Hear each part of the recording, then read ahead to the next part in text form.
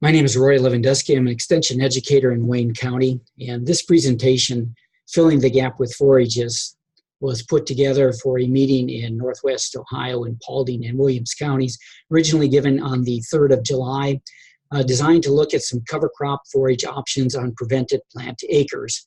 So it's about a week later. Here we are on the 12th of July when I'm recording this, and we do have a little bit of updated information on this, and of course the calendar is advanced a little bit, so that affects some of the options we'll be talking about. But as we begin to look at this cover crop forage options, I think one of the main reasons we want to consider this is, of course, that we think there will be a shortage of forages, and especially good quality forages this year.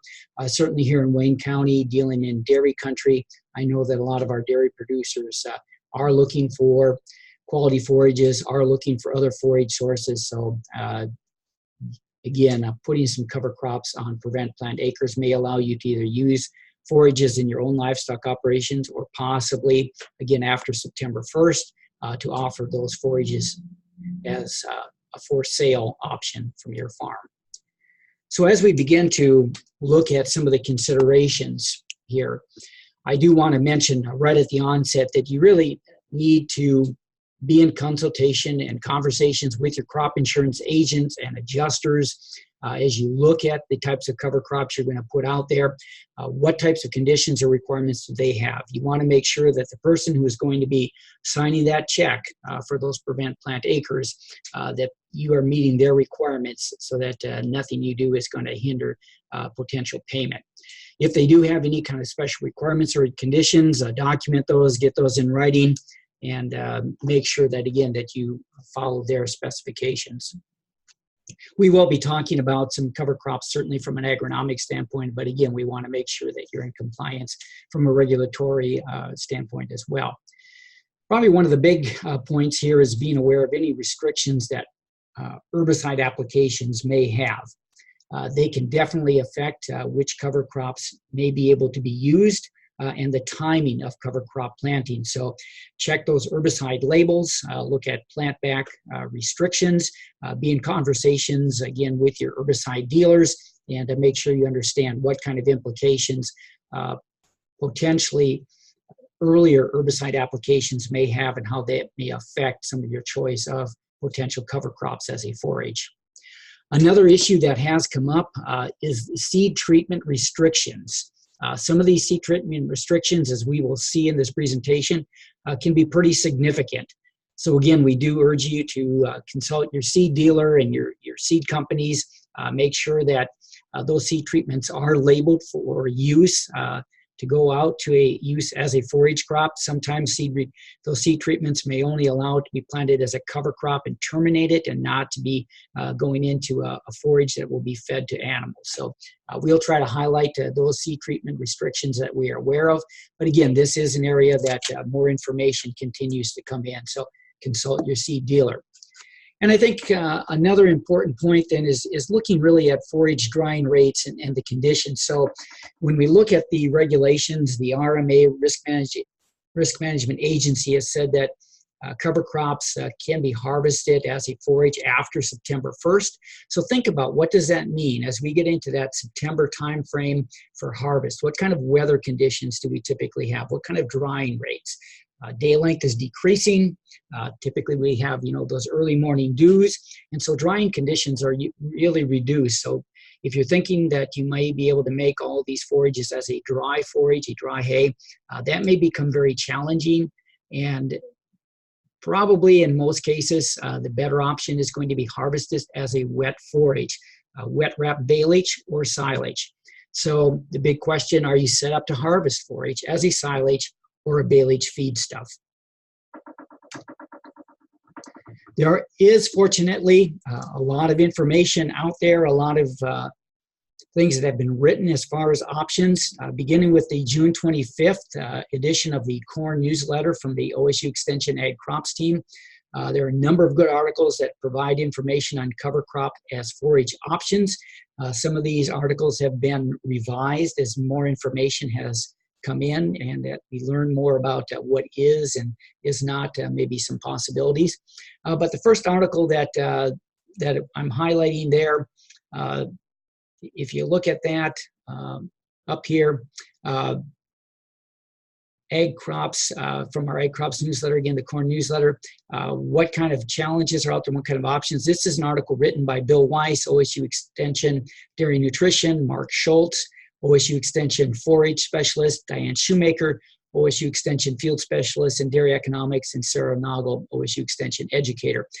This document and this article outlines a lot of the options that are available, talks about timing, when things can be planted, where they might work best, what kind of quality we might expect, and even what kind of types of tonnage we might expect. So this is a very good article. When we look here using corn as a cover crop, this article was put together in response to, again, the ruling, the exception for this year, allowing corn to be planted on prevented plant acres and then used as a forage, as a silage option. So there are some considerations. This article does a good job of outlining some of those considerations. There are some limitations, some trade-offs as we plant corn this late as a forage crop. Again, this is a good article, and it has, as we get more information, that article has been revised and updated. Then this third link here to this article is about using oats as a forage option. And now we do have a lot of experience here in Ohio with oats. I really, again, encourage folks to take a look at this article. This was written by Stan Smith in Fairfield County, Al Geyer in Sandusky County. Both of those, both Al and Stan have a lot of experience working with oats and address some of the issues and some of the advantages of using oats as a forage crop. And then this last link that I threw in here is from the Midwest Cover Crop Council, has a page on cover crop considerations for prevented planting, looks at, again, possible options, seeding rates, timing, so lots of good information out there, so do take advantage of that. All of this to, again, help you answer this question: which cover crop option should you use? So as we really begin to dig into this, I think that our questions here, we have to really think about some key questions that are important as we look at this. We need to be able to think through this. I'm reminded of Carl Zuloff. Carl was a ag policy expert in the ag econ department at Ohio State and did a lot of outlook meetings over the years. Some of you may have heard Carl. And Carl always used to say that it's important that you know which questions to ask, because if you don't ask the right questions, you won't get the right answers, you won't get the right information. So as I was thinking about cover crops as forages, I tried to think through what are some of those key questions you need to ask. And certainly we can throw out a number of different options out there, but an important question is seed available. So it might be look like it's a very good option here on paper, but if you can't get that seed, if that seed source is gone, it's not going to do you any good. So then you have to move to plan B or maybe plan C in some cases. Certainly this may be the case. We're hearing here in Ohio through many areas that sorghum sedan grass, one of our warm season annual grasses, may be in short to non-existent supply. So again, that may not be something unless you have that seed already on hand that you're able to plant. Another good question: do you need or do you want both a fall and spring harvest? Or do you just need a fall harvest when we think about getting some additional forages? That does change maybe some of the cover crops that you're going to put into the mix. We have a number of cover crops that work well in the fall and will give good tonnage in the fall, but maybe they're going to winter kill or not do much in the spring. We have others that do very well in the spring, and then we have some combinations. So depending upon your goals here might determine what type of cover crops you plant. As I mentioned earlier, are you restricted by herbicide applications, particularly on some of these acres? If maybe you had put down an earlier herbicide application, how might that impact your choices for cover crops? So we have to keep that in mind. What kind of management is required? As I mentioned, many of these crops are going to be harvested as a wet forage. So again, do you have the equipment to do it, or do you have the custom operators in your area that will be able to harvest this at the right time? Other management considerations go back to, depending on the cover crop you choose, when does that cover crop need to be planted? Is it here yet in July, or are we pushing it back into August, later August, maybe even beginning of September? When would that managing could also affect when we might want to harvest it. So if I'm looking for dairy quality forage, I want to harvest typically a little bit earlier, get plants in a more of a vegetative stage, higher quality, maybe a trade-off, a little bit less dry matter accumulation. Whereas if I'm aiming at forage for mid-gestation beef cows or a dry ewe or mid-gestation ewe, I may want that crop to grow a little bit longer, get more tonnage. Quality may decrease a little bit, but that may be fine. So thinking about those management considerations.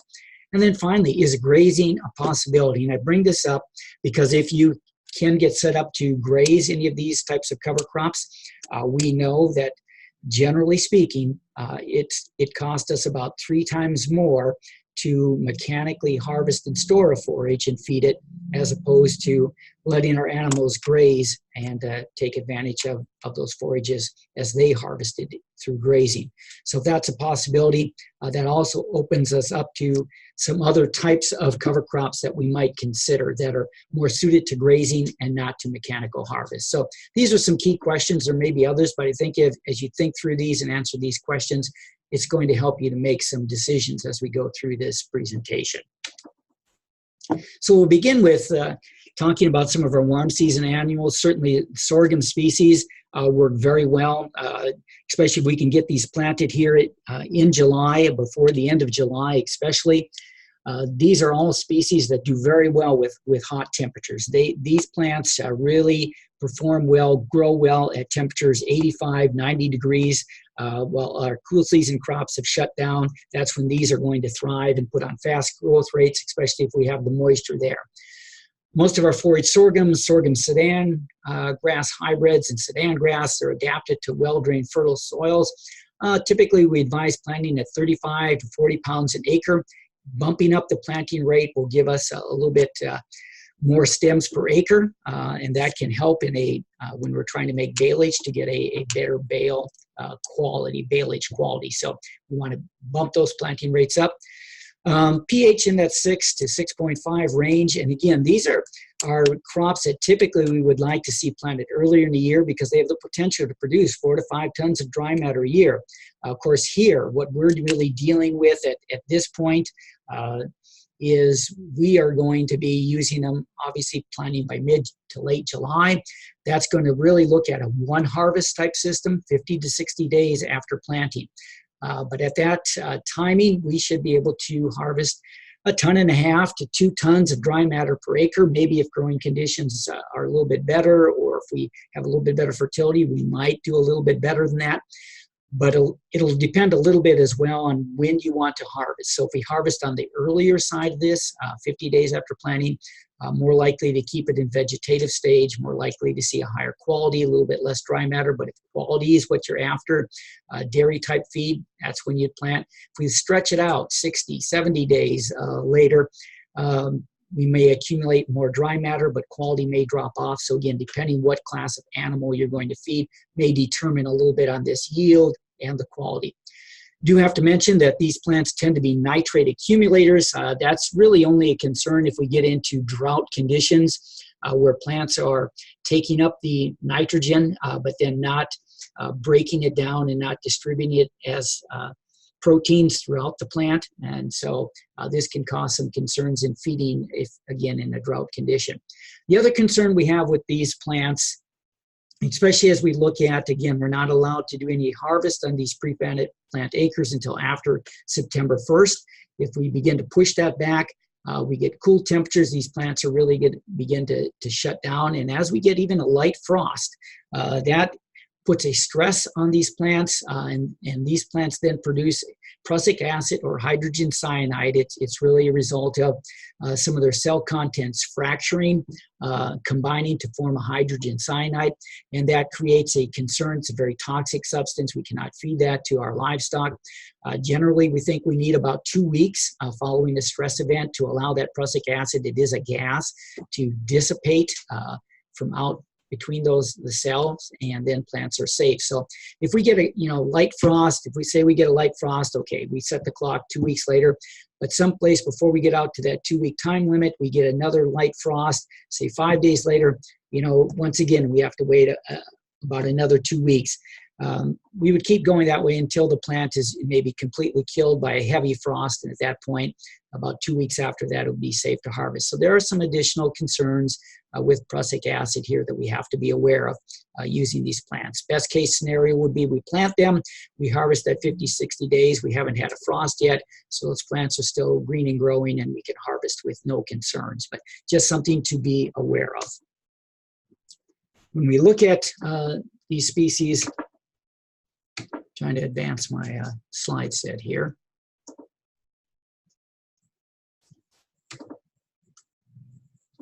Okay, not seeing the slides advance. There we go. They do work well in dairy diets. We can get good quality with these types of forages, particularly if we harvest them, and I'll show some slides later on. If we harvest at a good vegetative stage, typically we're thinking about under 48 inches. A lot of times our target is maybe that 42 inches or so, but that does allow us to get better quality if we can use the BMR, the brown midrib varieties. These are a lower lignin, higher digestibility type of forage, and certainly within a dairy situation, these would be desirable. But if you can't get a hold of those BMR varieties, just even the regular varieties can work okay. But again, we want to make sure if you're looking at a dairy situation, we harvest them at a vegetative as opposed to a reproductive stage. Pearl millet is another warm season variety. It's desirable from the standpoint that it tends to have smaller stems and tends to be leafier. So that certainly, when we think about making a wet wrap or a baleage, allows us to maybe get a denser bale. We don't have coarse stems that are maybe going to poke through the plastic and cause some issues there. So it becomes a little more desirable that way. Does do better in soils that are slightly more acidic. Total yield less than sorghums over multiple cuttings, but again, in our situation here, we're aiming at just planting here in mid to late July with just a one harvest at this point in the season, so not going to be as big an issue. Again, like the sorghums, they tend to be a nitrate accumulator, but the other big advantage on the pearl millet is that after a frost event, stress event, they do not produce the prussic acid, so we don't have that concern with these plants.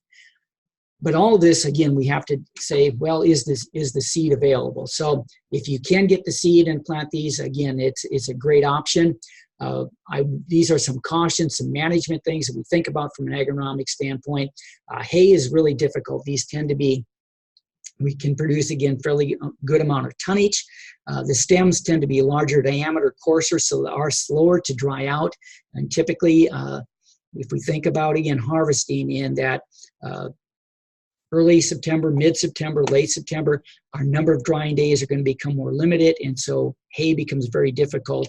And so typically these work much more, a better solution is to harvest these as a wetter forage, a wilted forage, where we're going to use a baleage or in silage. Now, baleage can be problematic here, as I mentioned, if we get those coarse stems, if they post through the plastic, or sometimes with coarse stems, we're not able to get as dense a bale, and so we get little air pockets. And anytime we get into a fermented forage, which is basically what a baleage system is doing, if we get those air pockets, we don't get good fermentation, we get mold, and so that reduces forage quality and causes some feeding concerns.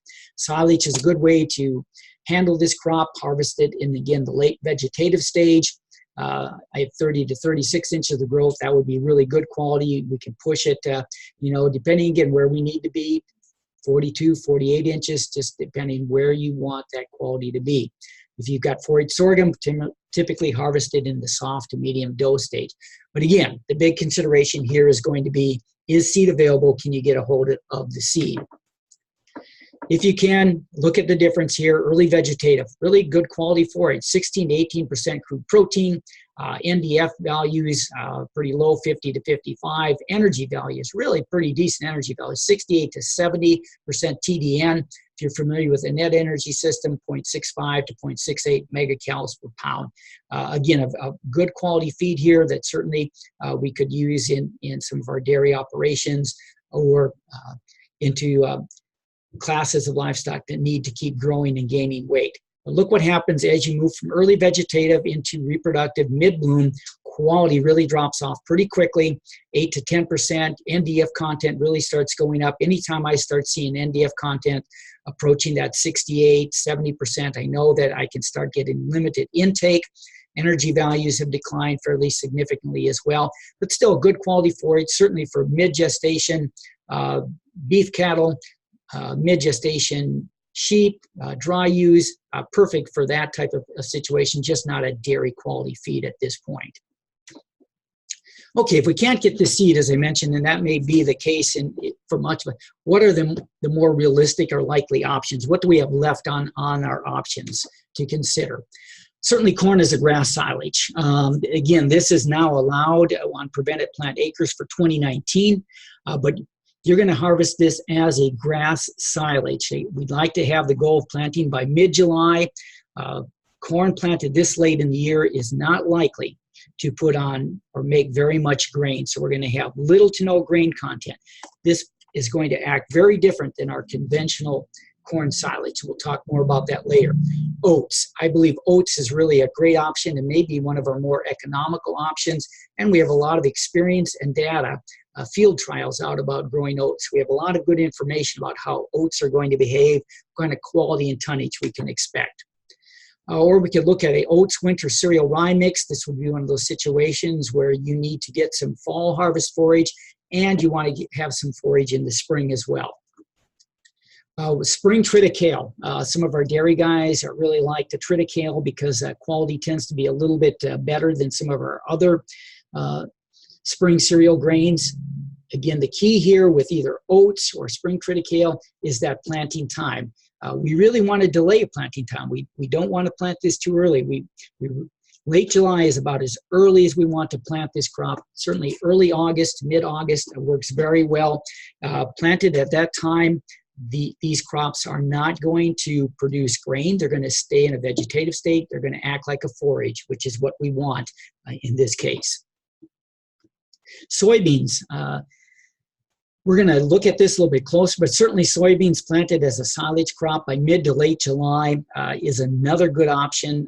Can produce, because it's a legume, can actually produce some fairly high quality feed. The issues here that we're going to look at are really related to the seed treatment. Some of our seed treatments and some of our soybean seeds are very restrictive and don't allow us to use soybeans as a silage crop. So that's going to be maybe the bigger detriment here than the straight agronomics. Or we might be able to look at mixes of some of these species. Certainly if I'm planting oats and I want some higher quality, I want a higher energy content or crude protein content, adding peas or crimson clover in is another good option. Adding in a legume in like peas or crimson clover will boost the crude protein content of that forage mix as well as the energy. And we'll talk about some of the keys there, but certainly whenever we're adding peas into the mix, we want to make sure that we can get them into the ground probably 1.5 inches to 2 inches deep to get best results there.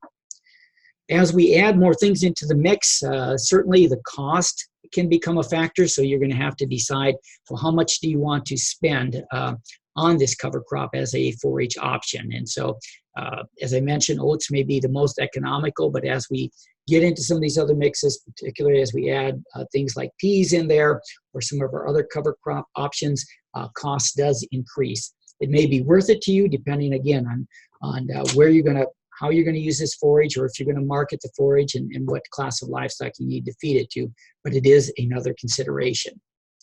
Okay, let's take a look at this late planted corn for silage. I think it's going to be, in some cases, maybe the best field in some of our fields, possibly due to some earlier herbicide applications that were made that may eliminate other cover crops as forage options. Also, we certainly, most of our producers feel familiar with growing corn. It's something they're accustomed to. They have the equipment to it. To put this in, It's certainly, because it's a warm season annual grass, essentially, it has a high yield potential, planted here again by, mid to probably no more than late July. Some of the Wisconsin work that's been done in this shows that corn planted by July 15th, they were able to get yields in that 3.5 to 5.6 tons of dry matter per acre range, so really a pretty good amount of forage out there. The key here again, this is not going to act like a conventional corn silage. We're going to have little to no grain. That means our starch content is going to be down, our energy content is going to be down. We have to be very careful that we harvest at the correct moisture so that we get good fermentation on this, or we'll end up with junk. You really need to think about this crop as a grass silage, not as a conventional corn silage with grain in it. So it's going to have lower energy again than corn silage. NDF, probably going to be around that 60% mark. The biggest challenge here is going to be moisture level at harvest. In order to get good fermentation, it really goes back to moisture. We have to be in the 60 to 68% moisture range. Ideally, we would be 65% moisture, so 35% dry matter. Our range here is 32 to 40% dry matter. We don't really want to be outside those ranges. As we get outside, we run into problems, especially as we get over 68% moisture. It's really just too wet. We don't get good fermentation. We get butyric acid fermentation production. So we get a smelly product, we get low palatability, and again, something that doesn't work very well. On the other side is we get too dry. We aren't able to pack this silage well. We don't eliminate the air from it, so we run into mold problems. So really, this moisture content here is very critical. Now, just be aware that if we're planting corn this late before a frost, many of those plants are probably going to be at 80% moisture. So that's only 20% dry matter. Those are going to be an issue. So once we get a frost, those plants are going to begin to dry down, and we can get into this desirable moisture range. But what does that mean? We have a very limited amount of time to harvest those plants. You have to have your harvest materials basically lined up, whether it's your custom harvester or your own machinery. You're going to have a limited time frame to get this done. So how possible is that to get it done?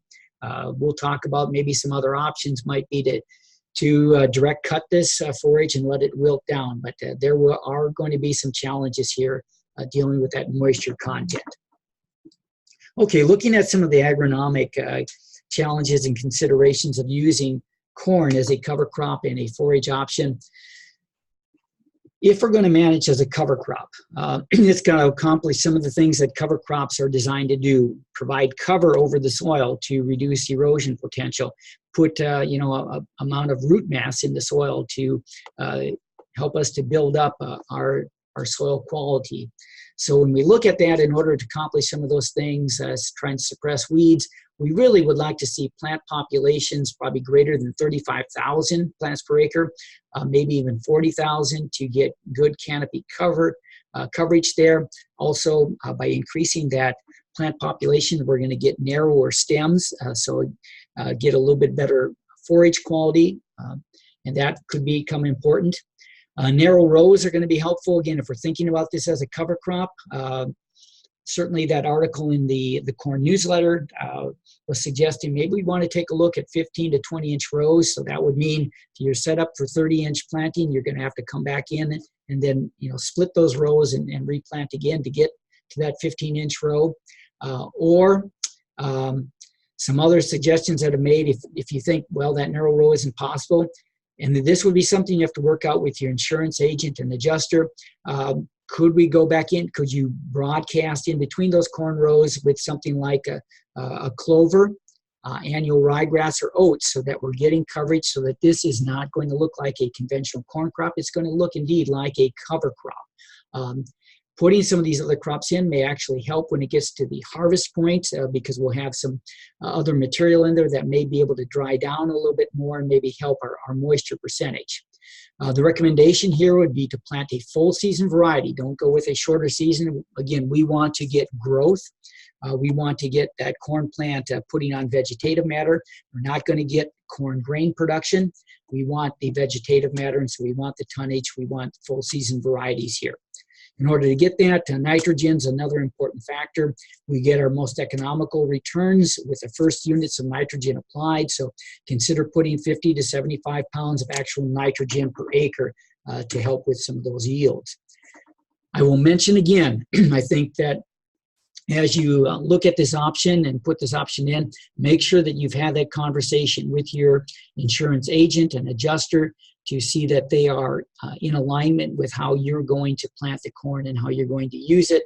If they have requirements as far as narrow rows or plant population or allowing other crops to be put in between 30-inch rows, make sure that that's documented so that you will be able to get that check written to you and get that payment.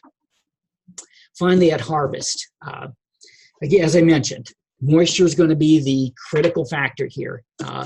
If we have to wait for a frost to get drying down to the proper moisture, that's going to put a lot of pressure on harvesting at the exact right time. Weather conditions are going to have to cooperate. Equipment's going to have to be lined up. A lot of things have to go right. You may want to consider mowing that crop before a killing frost, if you have the ability, letting that crop wilt down to the proper dry matter, and then chopping. So in order not to maybe get a lot of ash on this crop, a lot of soil, maybe you're going to harvest that at a little bit higher stubble so that it can lay on the stubble, but that is a consideration. It may be your best harvest option to actually get the right moisture content if you can't get the timing right after a frost. So just, again, some important things to think through and to have lined up. When we look at corn, there are some restrictions when we look at the insecticide treatments on those seed that will be used. For example, when we look at Cruiser as a seed treatment, all of these insecticides and fungicides on seeds have a limit on how many pounds of that material can be applied per acre per year. So when you look at how much has been put on a seed, we can then use those figures to come up with a cumulative seeding rate. So in this case, if corn was treated with Cruiser, a cumulative seeding rate here would be 59,874 seeds per acre per year, which means that, say you were going to use corn as a silage crop now on prevented plant acres, and you're going back into a field that had a failed seeding of earlier corn, and you had seeded at 35,000 plants per acre, you would not be able to go back in at 35,000. You would be exceeding this maximum. So it is another consideration. Poncho, you see here a cumulative seeding rate of 75,000 for the Poncho 1250 formulations. There's various formulations you're going to have to know. This is the most restrictive, though. Other formulations allow higher cumulative seeding rates. Some of the cases, they'll also will have other restriction and intervals, replanting intervals after a failed crop. So you have to, again, be in consultation with your seed dealers about this. This one is something to be very aware of. So the Bayer, the Gaucho, the imidacloprid, neonic here, that has a no grazing or harvest for food or feed restriction. So anything seed would treat it with imidacloprid would not be able to use in this case. It can be used as a cover crop, but would have to be terminated, could not be harvested then as a forage or grazed. And then we have some of these other seed treatments. Here's Nemastrike, for example, depending on your seed treatment rates, has, again, a cumulative seeds per acre. The point here, again, is make sure you read the labels and consult with your seed company so that you are in compliance here. Oats. Oats as a cover crop, I think, may be one of our best options to look at here. We have a lot of experience here in Ohio, over 15 years of experience growing oats as a forage crop. This is a link to the OSU Extension Beef Team website. This is that article also in the corn newsletter on using oats as a cover crop and as a forage option on prevented plant acres. But also, if you go to the Beef Team website and you search for oats as a forage crop, you're going to come up with a number of different articles that throughout the years that have been written about field demonstrations, on-farm trials, using oats as a forage crop can give you a lot of information. So we know a lot about how oats behaves as a forage crop. The key here is really waiting on planting date. In order to get oats to act as a forage and to stay vegetative, we want to delay planting. So late July, early August, and probably that early August may be a little bit better even than a late July. We want to keep that plant in the vegetative stage. Oats is very sensitive to photoperiod, and so we want, as it decreases day length, it no longer tries to make that grain head. It's going to stay vegetative. The leaves are going to get a little bit wider, so we get more forage. Again, that's what we want to see happen at this point. It may be the most economical option. It does have the possibility of producing anywhere from 3 to 5 tons of dry matter forage per acre. So that's pretty good, depending again on the planting date, depending upon weather conditions, and depending upon when we want to take that harvest. So, 3 tons maybe we're harvesting at a better quality, 5 tons if we're going to let it go, get killed off by a frost, and then take it after that. But once again, something I think that we really need to look at pretty long and hard. Now, the key here with oats, it's not necessary to have certified seed oats. On the work that's been done here in Ohio, on farm demos, field trials, they've used bin run oats, and feed oats have been most commonly used with very good results. When we think about oats as a forage, here are some keys. We want to make sure, just like any crop, we want to control the weeds before planting. And so that does give us time between now and that, again, that early August planting date to try to take care of weeds. Obviously, take a look at what herbicides you're going to use and how that may affect coming back with oats. But it does give us some options here.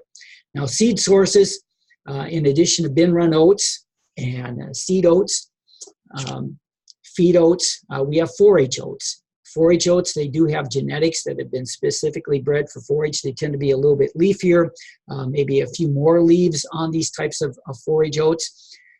They are a little more expensive, but the one plus, again, you may have a little bit higher quality because of the increased leaf area.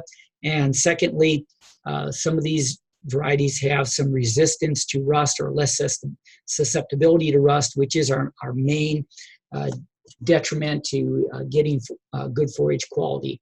So that may, if quality is something you really need to have, that may be worth your while to get forage oats. So our feed oats typically are purchased out of Canada. Stan Smith in Fairfield County has worked with oats for a number of years, and he's been checking with suppliers. They tell him there's good supply, not likely to run into limited seed supply. So typically these feed oats, again, are clean to provide horse quality feed. That's what our mills are using. So usually weed seeds are not an issue, but you may want to double check on that. Price likely to be in that $15 to $22 per hundredweight range. We're going to seed it somewhere around that 60 to 90 pounds typically per acre. So you can see that, again, a fairly economical option here. You can use bin run local oats as they come out of the fields, but just be aware that may be the cheapest seed, but you are going to have to clean it to remove weed seeds. That's going to be a must. So that's something, again, to really factor in. Now, rust, as I mentioned earlier, can be an issue, especially as we plant earlier. And if we continue to get wet conditions, we can get rust. Rust does tend to then affect the palatability and the quality of oats. And that, again, may be a factor if you need to have the quality where you'd want to consider a forage oat over some of our feed oats or bin run oats.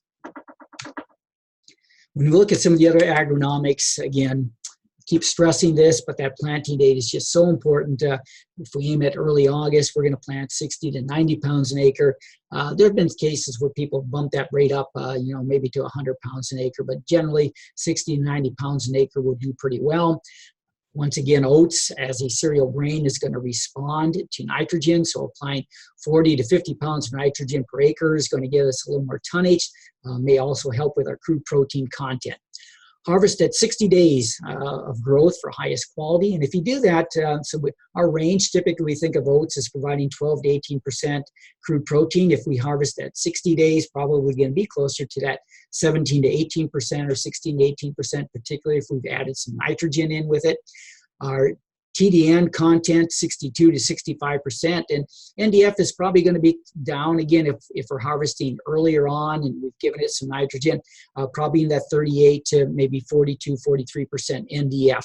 As we let the harvest stretch out longer, we're going to accumulate more dry matter, but quality is going to drop off. So we'll work down in the crude protein, we'll work up here in the NDF. But typically we think about it as similar to mid-bloom alfalfa. So again, yield can increase as we let it go past 60 days, but quality is going to decrease.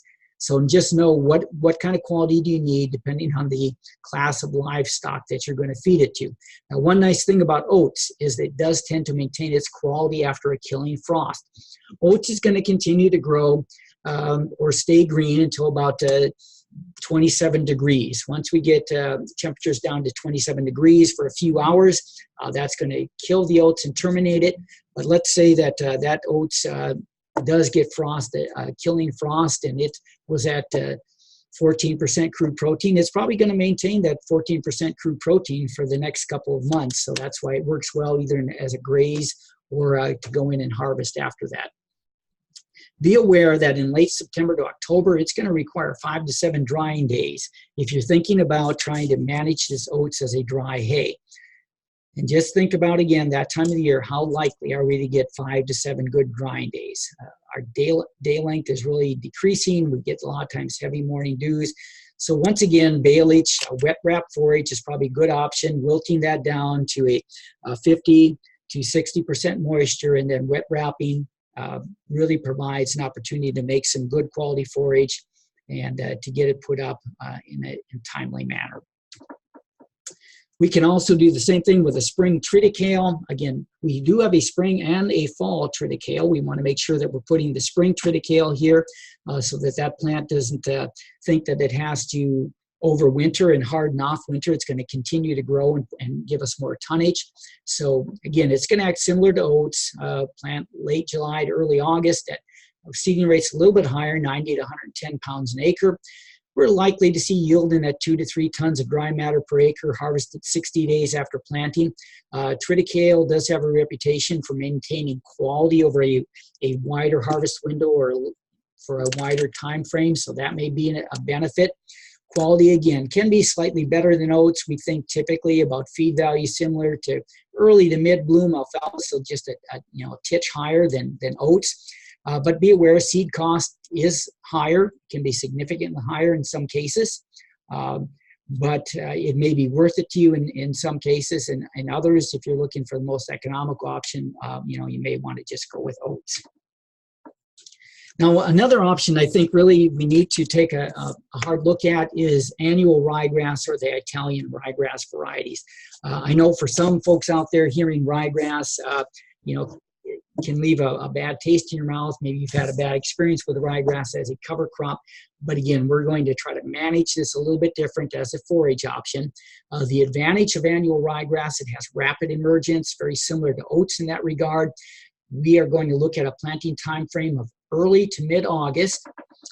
Planted at that time, we're going to look at yield somewhere in that 1 to 1.5 tons of dry matter per acre, somewhere in that 60 to 80 days after planting. So the advantage here is if you answered yes to that question, that I need both some additional forage here in the fall and in the spring, annual ryegrass fits into this scenario very well. It can produce another 3 tons or more of dry matter than that next spring to early summer. Now, annual ryegrass, these Italian ryegrass varieties, are going to be done typically by June or July of the following year, but you could get harvest 2 to 3 harvests. You could harvest every 25 to 28 days after that first cut in the spring and get some additional forage. If that is your situation, if you need to get that spring harvest, make sure you choose varieties with good winter survival. So this website that I have listed here is our performance trials. This is work done by Mark Schultz, our extension forage specialist. If you go to that website, click on the annual ryegrass variety trial in the left-hand column, you'll see that there is a wide range of winter injury. We've got varieties that went all the way in 2018 from just 5% winter injury to over 60% winter injury. So if you had picked a variety that had over 60% winter injury and you had been counting on a spring harvest, you were going to be very disappointed. So again, make sure variety selection is very important. Make sure you select the correct variety. Quality, we're typically thinking about crude protein in the mid-teens. Certainly harvested a little bit earlier or adding some nitrogen in, we might be able to boost that into the higher teens. NDF in the lower to mid-50s, again, depending upon when it is harvested. Some of the other agronomic considerations, we do want to plant annual ryegrass into a firm seed bed. Planting depth is important. We don't want any more than 1/2 inch, and really a 1/4 inch is probably our preferred depth. Seeding rate in that 24 to 28 pounds an acre. And again, adding some nitrogen. All of these grasses respond to nitrogen, give us a boost in production and in crude protein content with some nitrogen. So applied at planting or early tillering. Now, if you're going to have some spring harvest, you're going to have to add some additional nitrogen then again for those spring harvest. Now here's another important factor when we're dealing with annual ryegrass. We don't want it to go into the winter after last harvest with more than 6 inches of growth. We can get some issues there with smothering and mold development, so we want to make sure that it's trimmed back going into winter, maybe in that 4-inch range. So you're going to go in and make sure that final mowing is somewhere in that range, so we don't have too much forage going in the overwinter conditions. So a little bit different than other grasses in that respect. We can consider mixes. I think those are other good options. As I've mentioned before, oats or spring triticale combined with winter cereal rye, that's going to give us forage in the fall, and then that winter cereal rye is going to survive, come back in the spring of the year. The oats or spring triticale will have winter killed, but the winter cereal rye will then take off and give us a early spring harvest. If you're going to do that, you reduce the seeding rate of each component to about 70% of the full rate, and that allows that to work pretty well. The advantage, again, you're going to get a spring forage in that type of mixture. Another good mixture to contemplate is oats or spring triticale combined with peas or soybeans, or maybe again a clover such as crimson clover. If we do that, we want to seed our peas at 35 to 50 pounds per acre, soybeans at about 60% of the normal seeding rate. If we were going to put in some crimson clover, I'm probably going to put in that maybe at maybe 8 to 10 pounds there of crimson clover. Now, just be aware that if we're putting peas in that mixture, or even soybeans, we need to get them in the soil. But peas especially don't do well on the surface. They need to get planted at 1.5 inches to 2 inches deep. The advantage of some of these mixes, especially as we move these legumes in, like peas or soybeans or a clover, we're going to get a boost in crude protein content, maybe as much as 3 to 4%, and we're also going to increase our energy levels. So if quality forage, especially if you're looking at something for a dairy quality forage, this may be something you really want to consider and take a pretty good look at. Now, the disadvantage is it is going to give you an increased cost. So if cost is really the economics is driving this more than the quality forage, you've got to try to balance that out. But adding these in, there's some advantages, but the disadvantage, it will increase the cost of your seed mix.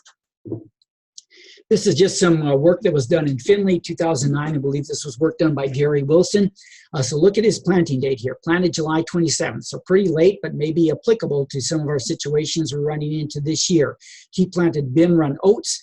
He used a Promax hybrid, that's a BMR sedan grass. So here's that warm season annual. Typically, we think about this as really late to plant a warm season annual, but Gary put that in along with some pearl millet. He put teff grass in as well. Don't know if he really applied any nitrogen here, but look at that harvest date, October 22nd. So probably looking at maybe after some of this material had been frosted and waiting and then harvest. So this is the kind of results he got with that. If you look at these levels, and I suspect by looking at some of this, maybe nitrogen was not, maybe a lot of supplemental nitrogen was not added to this. But if you look here, some of our crude protein levels, certainly not dairy quality crude protein, but would work very well, again, mid-gestation beef cattle, mid-gestation ewes or does. So work well with some of our other classes of livestock. NDF contents here, pretty decent as we begin to get up above, 68%. I would expect, some restrictions on intake, but all of these are still, fairly decent. So once again, depending on certainly not dairy quality, but we work with some of our other classes of livestock. But again, plant it late July, harvest it towards the end of October or late October on the 22nd. So it just gives you a frame of reference there. We've talked about oats and rye in combination. Here's again, oats carries the bulk of our forage yield here in the fall of the year, but then winter kills, so we'd harvest, at this point, either graze it off or take a harvest, get that forage. Rye is going to add a little bit to that in the fall of the year, but really comes on over winters when the oats winter kills comes into the spring of the year, and we get that spring harvest off of it as well. So it can work very well, that mix. Here's the small grain and peas, so adding in that legume. Work done at University of Wisconsin. We're looking here at oats as the gray bar, oats pea mixture as the red bar here. So if we look at that, we see that by adding in the peas, we get a little bump in dry matter by adding those peas in. If we look over here at the crude protein, we get a pretty decent bump in crude protein percentage by adding those peas in. And if we look at the NDF, the fiber, increases our quality, our digestibility by lowering overall fiber content by adding those peas in. So might be, again, if quality is what you need, adding those peas in for the extra cost may give you some dividends. This is some work done, again, a picture of Italian ryegrass in November. This is work by Mark Schultz, our forage specialist. Seeded in early September. You can see everything looked pretty good here in November. Now, though, as we look into the spring of the year, tells you a little bit about the winter hardiness differences between varieties. So you see plots here that don't look very good. And again, if you had picked this variety and this plot here with very poor winter survivability and you were counting on that for a spring harvest, obviously you'd be very disappointed. That would be a loss. So you do want to pick varieties that overwinter well and can give you the potential for a spring harvest. This was work done again by Mark Schultz over a number of years from 2005 through 13. You can see quite a bit of difference between the worst variety of these annual ryegrasses and the best. So some years, if it was a severe year, those worst varieties did not do very well, whereas some of these good varieties held up. In some of the better years, they did okay, but again, the best varieties always out yielding them. So again, maybe taking a look at selection and spending some money on some of these better varieties really can give you dividends. Marshall is known as one of our varieties that has pretty decent winter hardiness. You can see across a number of years here, we can expect 4.5 tons of dry matter. So again, a ton to ton and a half in the fall of the year, and then 3 to 3.5 tons in the spring of the year. And this again is a crop that could work very well if you're in a rotation where you want to put this in, take a spring harvest off or even two, and then go back in, terminate it at that point, and go in with a corn silage or maybe a soybean crop. So certainly has a place in some crop rotations and for some of the needs that we're seeing with forages this year. Okay, what about soybeans as a cover crop for silage? They certainly have the potential as a legume to be a high quality forage, comparable to early bloom alfalfa. In fact, we know that soybeans were introduced as a forage crop rather than a grain crop, and that's how they were used. It is very difficult to harvest them as a dry hay. With their stems, they don't dry down very well, much better suited to silage. We do recommend harvesting for best quality at that R3 to R5 growth stage. Now, you're going to get higher dry matter accumulation at R5, push it out to R7, you'll get more dry matter. But we run into some other issues with fermentation there. So I'll show you some data here that I think, again, harvest at the R3 to R5 growth stage. Just like any ensiled product, moisture level. You've got to be cognizant of that moisture level. If you don't harvest at the right moisture, you're not going to end up with a good product. If you don't harvest at the right moisture content, nothing else you do after that's really going to matter very much. So again, in that 60 to 68% range for best ensiling. Now, I mentioned we could get more dry matter harvesting at a more advanced growth stage, but here's the issue. We get some problems with fermentation because seed begins to develop. Those seeds, sure, protein content is good, but we have a high oil content in soybeans that decreases the ability of the bacteria to work and to get a good fermentation. And so we get a lower quality silage product and lower palatability, more issues with storage and feed out. So sometimes mixing soybeans with a grass could improve silage palatability if you're going to take it to advanced growth stage. Mixing in something like an oats in there might be a strategy to try to get better quality, or just, again, backing off and harvesting at the R3 to R5 growth stage. So some of the straight agronomics here. Obviously, we have some issues here with herbicides. We have few, if any, of our herbicides are cleared for use on soybeans as a forage crop. Most of the herbicides have been cleared only for use as a grain crop. So you really, again, have to take a look at the label, have to work with your herbicide dealers on this. Seed treatments are really a big issue.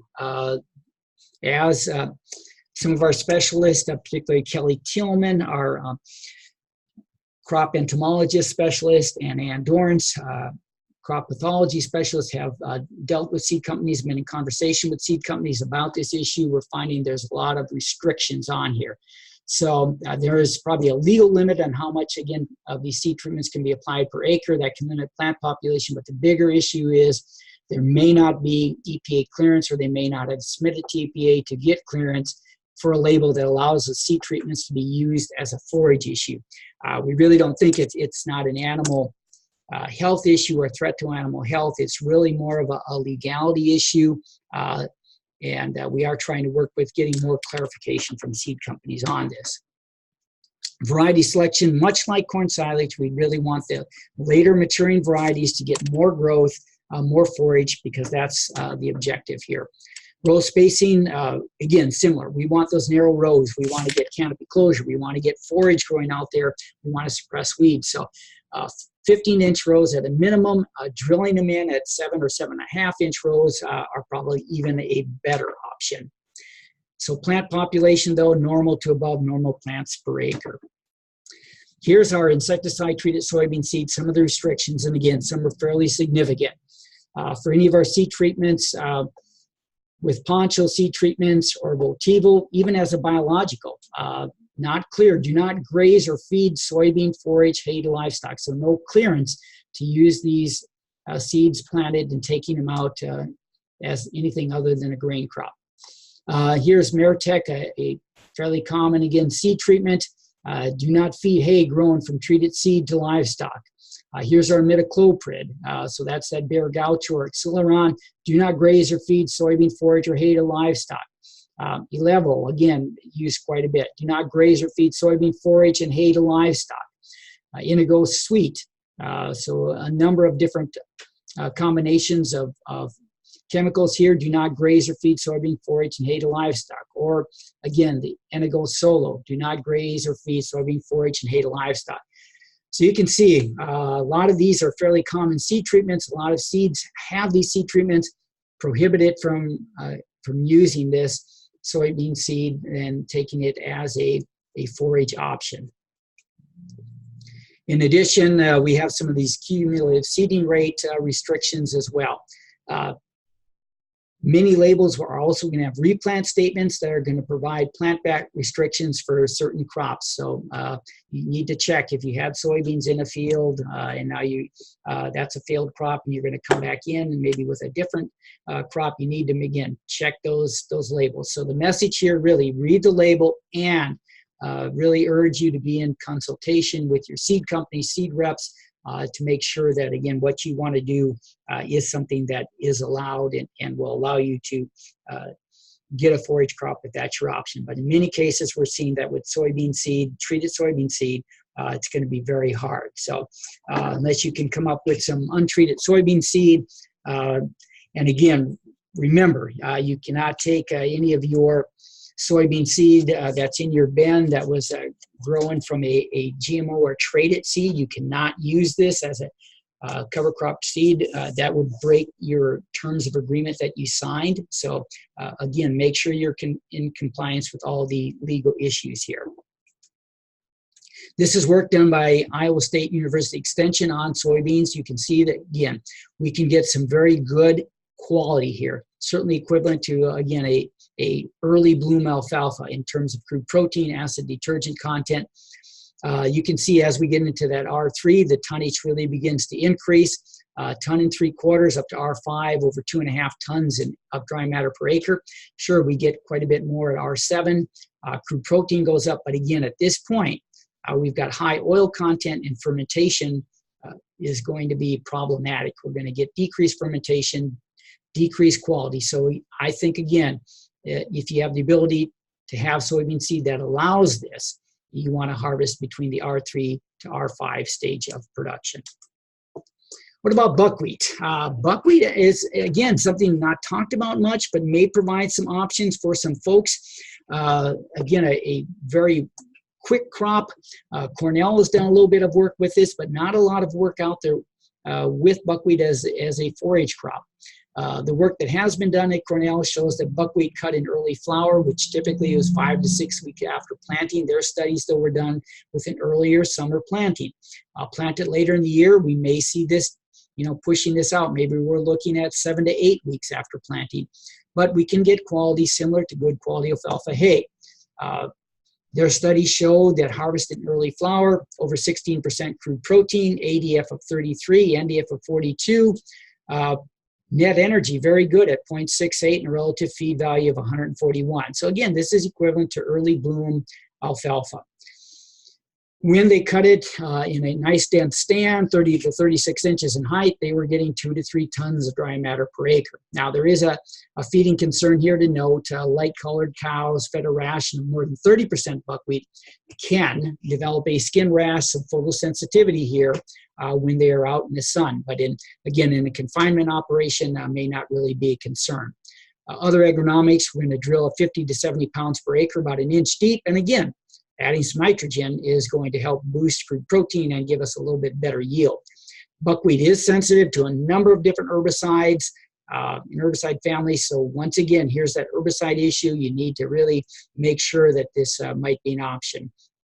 But it may allow you, in some cases, to plant buckwheat in, harvest at some time, after that September 1st date, and maybe still get another cover crop in after that, maybe like a winter cereal rye or something like that. So just something else to consider as another potential option. Now, if you can wait for forage in the spring, you could use your prevented plant acres as a good opportunity to get a new stand of alfalfa established. Late summer is a good time when we look in this August time period, particularly, from early to mid-August, even into later August, gives us a good opportunity to plant alfalfa. Do be cognizant that alfalfa likes at higher soil pH, so in that 6.8 range. Soil phosphorus levels in that 25 to 30 parts per million range, and soil potassium someplace in that 120 to 130 parts per million range. Or again, if you can wait, any of our cereal grains planted a little bit later, it's an opportunity to, again, set them up for good spring forage production. Okay, if you have the opportunity to graze, and again, I just mentioned this because anytime we stick mechanical forage in, harvest in there with the fuel and machinery cost, makes it more expensive. So about 3 times more expensive to mechanically harvest as to let our animals out there harvest. So if you are set up for grazing, it also gives us the opportunity to use our brassicas. Brassicas can be a very high quality forage. They actually feed more like a concentrate because they are very low fiber, high crude protein, high energy, but they do not do well. They don't really work at all as a mechanically harvested stored forage. Planted in early August, early to mid-August. Early August gives you higher yields. As we push it back into mid to later August, lower yield. Planted at 2 to 4 pounds an acre, typically going to yield somewhere in that 3 to 5 tons of dry matter per acre. Now, both tops and bulbs. And if you're grazing, those animals will actually go out and they will eat those bulbs out of the soil as well. Here's the idea. They act more like a concentrate, so low fiber levels, so oftentimes we do need to supplement fiber to keep rumens functioning well. Winter cereal grains, certainly planted early to mid-August at that 90, 120 pounds per acre, are going to yield a ton to a ton and a half of dry matter. And again, we're typically that's going to be ready to graze maybe late October, early November, and then we can keep grazing on that. So that is a good option, or in combination. Mixes of brassicas with our winter cereal grains actually provide a better overall diet for our animals if they're grazing because of that increased fiber content. So just another option to think about here, certainly with some of the tools we have with portable fencing, solar chargers,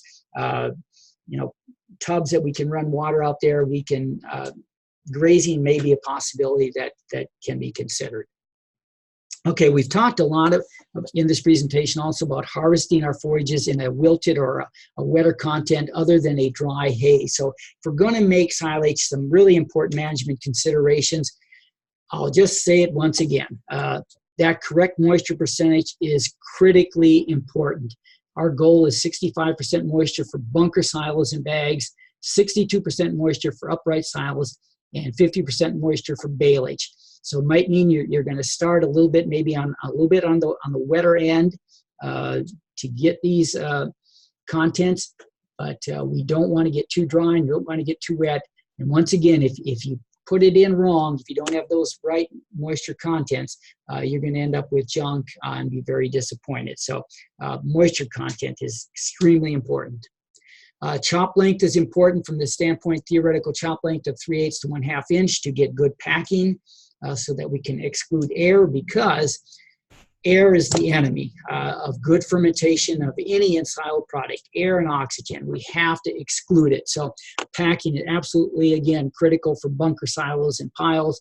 Our goal is a density of 40 to 45 pounds of fresh forage per cubic foot.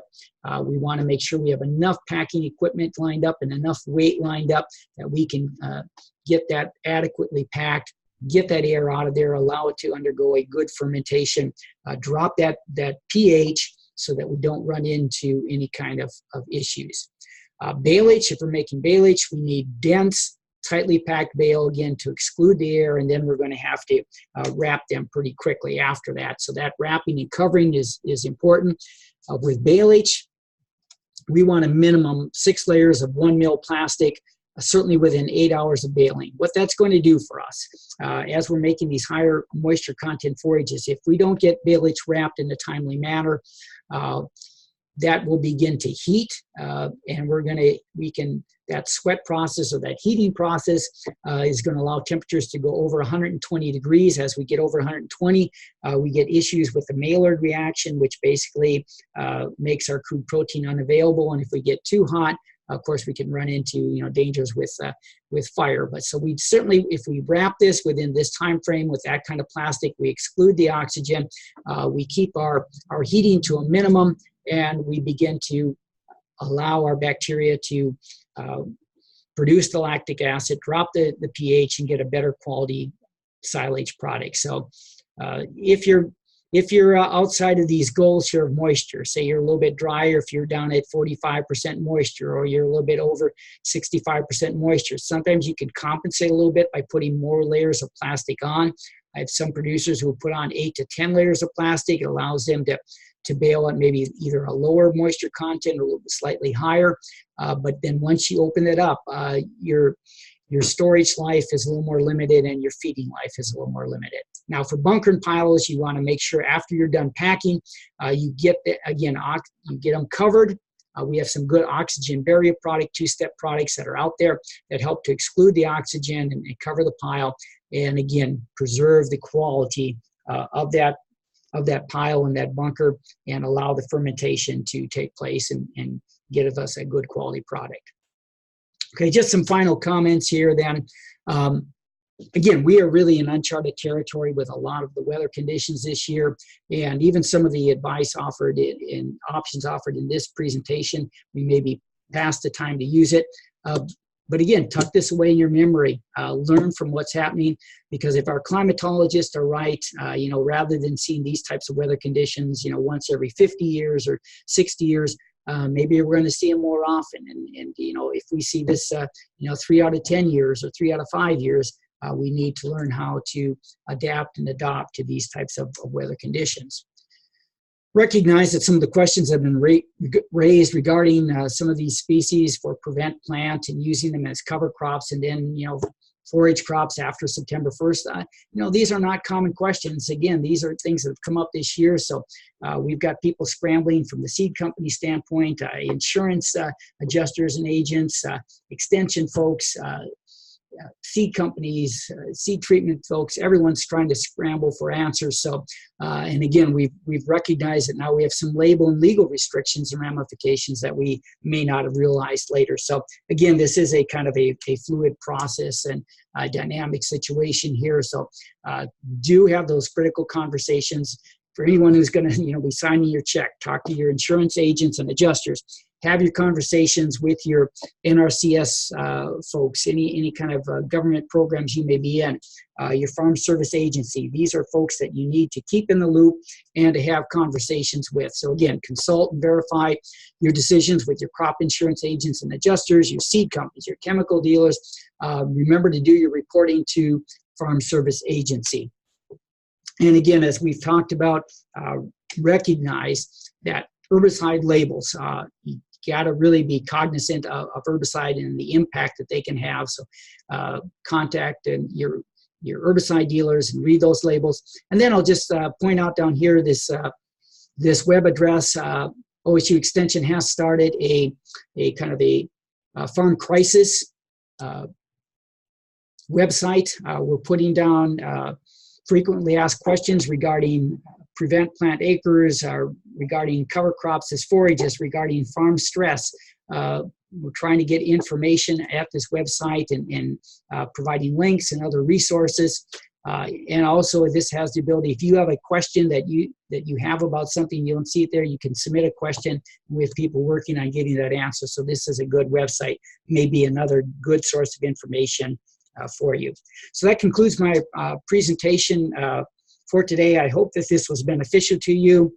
Again, remember to be checking in with your people that give you information and checking in with your extension folks as well. And we'll do our best to try to get information to you. So thank you for your time and attention, and hope that you are able to have some success with some of these cover crops.